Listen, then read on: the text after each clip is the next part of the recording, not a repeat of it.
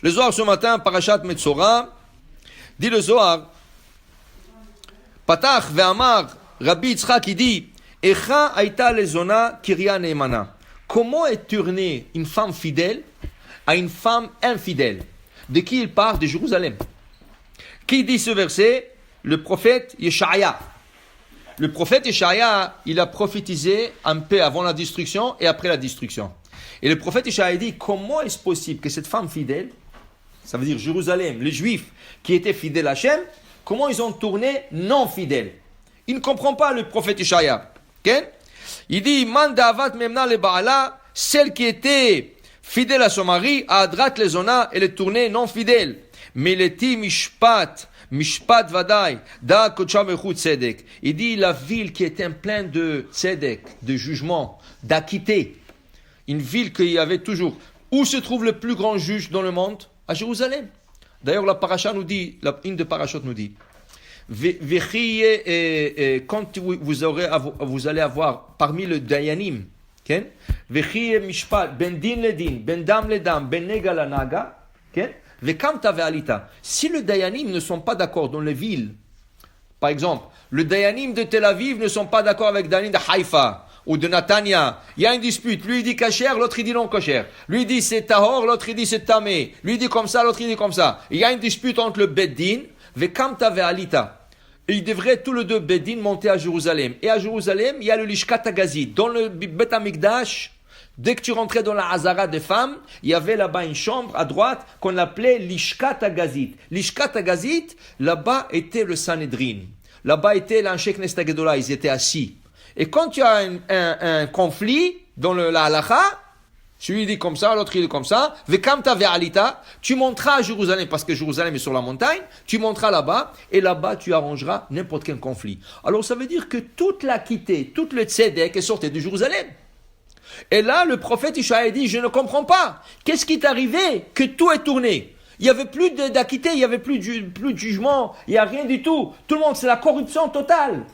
La femme est tournée infidèle, ça veut dire Jérusalem est tournée infidèle, même le dayanim. Ayu Rashea Ka'ayalim. Le prophète Jérémie, dans le Echa, il dit, ils sont comme des cerfs, des gazelles. Le m'a dit, pourquoi il le compare aux gazelles? Il dit, parce que les gazelles, quand ils marchent en ligne, une baisse la tête, elle marche derrière la queue de l'autre. C'est comme si le dayanim, ils ont baissé la tête, et ils ont commencé à marcher après le ham, après la queue. La queue, c'est le peuple. Au lieu de lever la tête et dire, non, c'est nous, le chef, c'est nous qui donnons la direction, il ne donnait plus de direction. Alors il dit ici, Ubegin ditarat milachra, istalak mina kuchabrechu. Akadosh Baruch Hu les a laissés. Et une fois qu'Akadosh Baruch Hu laisse, quand tu vois ça, là c'est le chaos. Vesharia berwar katole. Là, tu sentais dans l'air, l'air du meurtre. Et c'est pour ça qu'on dit que c'est quoi un des trois graves péchés qui a été commis pendant le premier temple? Retziha, le meurtre. Comment ils peuvent se tuer entre juifs? Comment ils peuvent se tuer entre juifs? Parce qu'il n'y a plus de jugement, il n'y a plus d'acquitté, Hachem n'est pas là, Retziha. Et Esav, c'est quoi la bracha de Esav? Qu'est-ce que le bracha lui a donné Yitzhak? Ve'al charbecha tichye. Tu vivras sur ton épée. C'est de meurtrier. Sur ton épée, tu vivras. Am Israël, non. Am Israël, on a la Torah, on a Kadosh Baruch Hu, on a la Kedusha, on a la Tahara. C'est impossible. Mais une fois qu'Akadosh Baruch Hu, Has Veshalom, s'enlève, voilà la Retzicha. La Gemara nous dit que Rabban Yochanan ben Zakkai, qui était à l'époque de la destruction du premier temple, et Jérusalem était assiégée, il voulait faire la paix avec Aspasianus. Il voulait faire la paix. Mais pour faire la paix avec lui, ça veut dire pas faire la paix, plutôt se rendre. Que les gens de Jérusalem se rendent à lui. Parce que les gens de Jérusalem se sont enfermés à Jérusalem. Aspasien, il les a assiégés. Rabbi Yochanan ben Zakkai et le Beddin ont décidé de se rendre.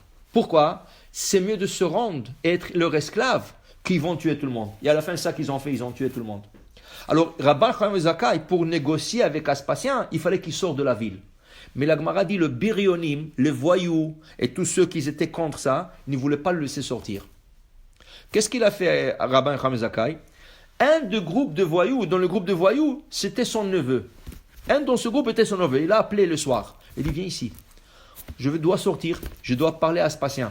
On va faire une annonce comme quoi Rabban Yochanan ben Zakkai est mort. Et comme il y avait une loi que tu ne peux pas enterrer à Jérusalem, c'était interdit d'enterrer à Jérusalem.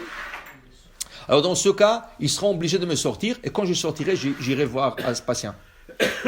Ils ont dit, Rabban Yochanan ben Zakkai est mort. Ils ont pris un brancard, ils l'ont mis sur le brancard, ils l'ont couvert avec son talit, et ils sont avancés vers le port de Jérusalem.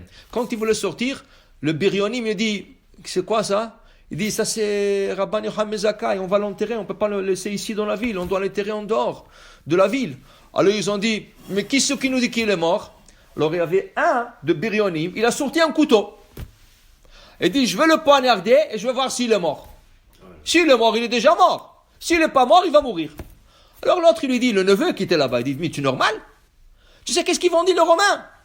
Ils vont dire quoi? Ils ont tué leur propre rabbin. Mais c'est pas normal ça, ils ne vont pas faire ça, c'est inhumain. Il a accepté, il dit, ok, ça va, rien que sortez-le, allez-y, ils l'ont enterré d'or. Ils l'ont sorti, ils l'ont enterré d'or, ça veut dire ils sont partis faire un enterrement d'or, et c'est là qu'Aspasien, il est parti voir, Rabban Yochanan ben Zakkai, il est parti voir Aspasianus, il lui a dit, écoutez Sa Majesté.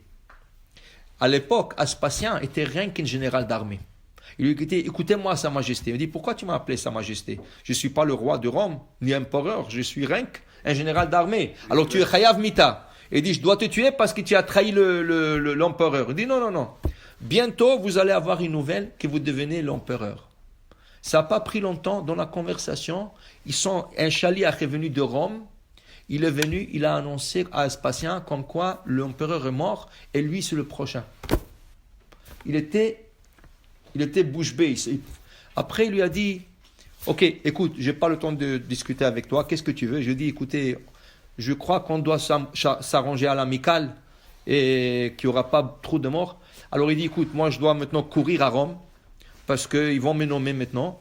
La Gemara dit, ils voulaient mettre ce soulier, ce sandal, et c'était trop petit.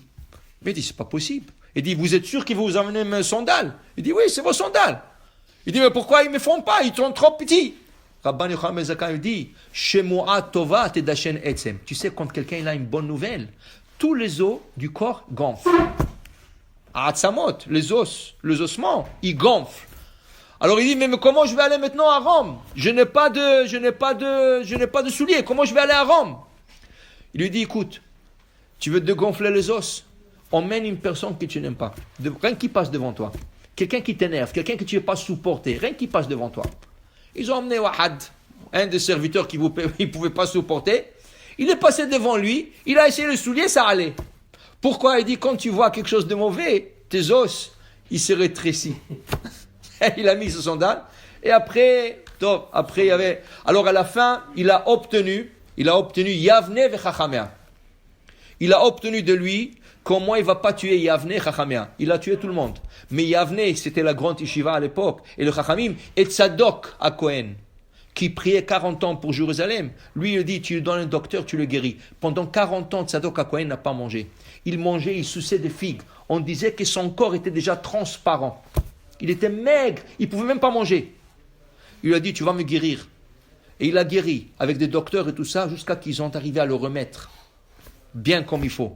Alors ça c'était, alors pour te dire Rabbi Yitzhak, s'il n'y a pas de tzedek, s'il n'y a pas jugement, tout ça, Akadosh Baruch Hu s'enlève. Si Akadosh Baruch Hu s'enlève, c'est le meurtre. Okay? Alors le prophète Isaïe dit, comment c'est possible que cette femme fidèle a tellement tourné comme ça? Okay?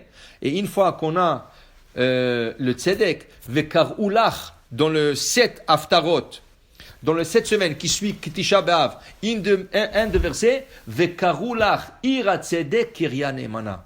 Jérusalem va être retournée d'être appelée Ira Tzedek, la ville de la justice, Kirya Ne'emana, une ville qui est loyale à son Dieu. Baruch Adonai Le'olam, Amen ve Amen.